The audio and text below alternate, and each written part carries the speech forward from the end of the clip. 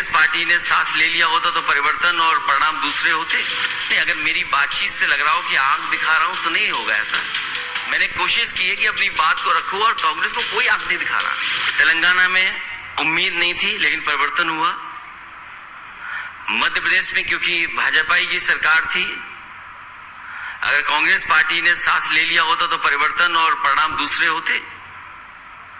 राजस्थान में परिवर्तन हुआ है, छत्तीसगढ़ में परिवर्तन हुआ है। तो ये चुनाव का संदेश परिवर्तन का है। और जहां तक जाति गणना का सवाल है, क्योंकि आप कांग्रेस पार्टी के लेकर के कह रहे हैं, इस देश की जनता जो जागरूक लोग हैं वो ये जानते हैं कि जाति गणना अगर किसी ने रोकी थी तो वो कांग्रेस पार्टी ने रोकी थी। कांग्रेस पार्टी अगर चाहती तो आजादी के बाद जाति गणना होती रहती। जो मंडल कमीशन बना है वो 1931 के जो आंकड़े थे उसको लेकर के हुआ है।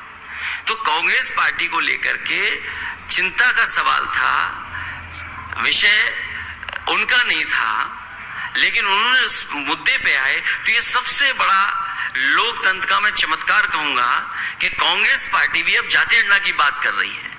और अगर इसी तरह बात चलती रहेगी, लोगों को हम समझाने में कामयाब होंगे तो पीडीए ही एनडीए को हराएगा। ऐसा लग रहा है कि अखिलेश जी आजकल कांग्रेस पार्टी को भी आंखें दिखा रहे हैं। नहीं, अगर मेरी बातचीत से लग रहा हो कि आंख दिखा रहा हूं तो नहीं होगा ऐसा। मैंने कोशिश की है कि अपनी बात को रखूं और कांग्रेस को कोई आंख नहीं दिखा रहा। कांग्रेस ने परिणाम देख लिया है, अब सबको साथ लेके चलेंगे। आपको बुरा लगा था जब कमलनाथ की तरफ से इस तरह के शब्द बोले गए थे? आप पूर्व मुख्यमंत्री हैं और आपको लोग देश में जानते हैं, लेकिन कांग्रेस ने जिस कैलस तरीके से गठबंधन को एमपी में हैंडल किया, मतलब लापरवाही के साथ, वो आप बार बार उस पर इशारा कर रहे हैं कि वो भारी पड़ा। वो बात खत्म हो गई है। अब बात इंडिया के गठबंधन की है। वो प्रदेश के चुनाव खत्म हो गए, वो बात अब खत्म हो गई।